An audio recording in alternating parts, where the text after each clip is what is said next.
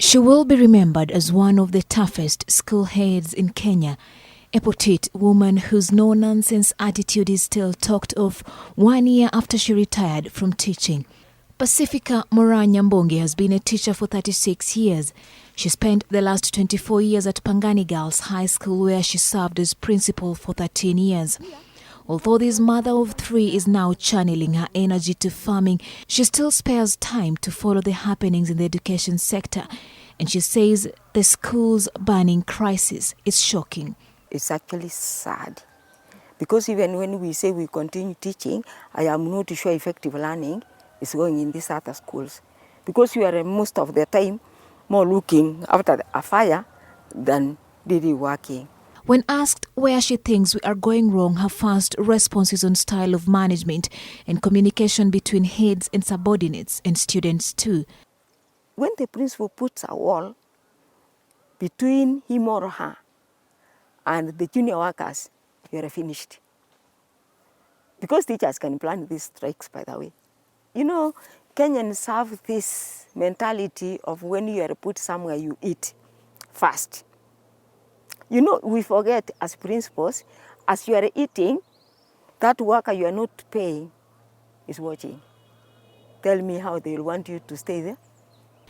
As a principal, handling her students with love and understanding and showing them that school should be enjoyed, but rules obeyed made her work easier.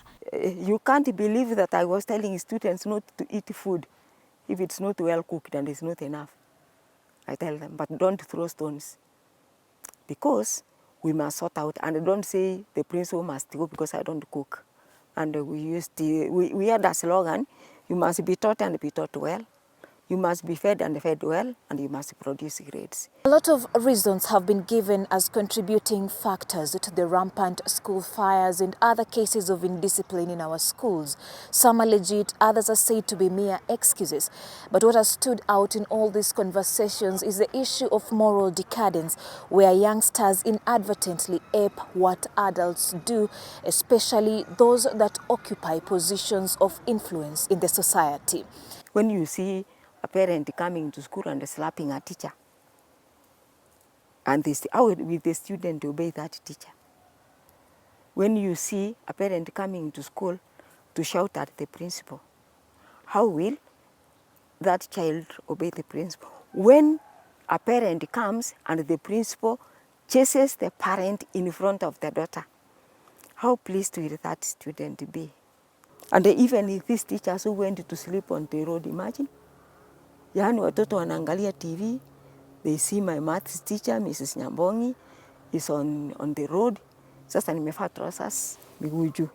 Tomorrow, I go to tell this student to obey.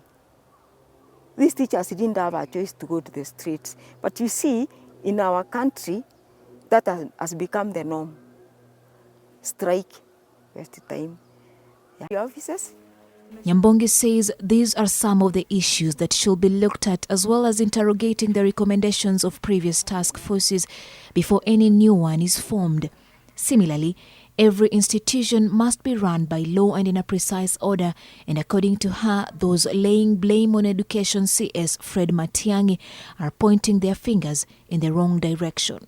I even had Nat, honestly, no, is it Nat or Kupeti, that you give, I don't know how many days. If you don't release the teachers and the students who have been arrested, we will call a strike.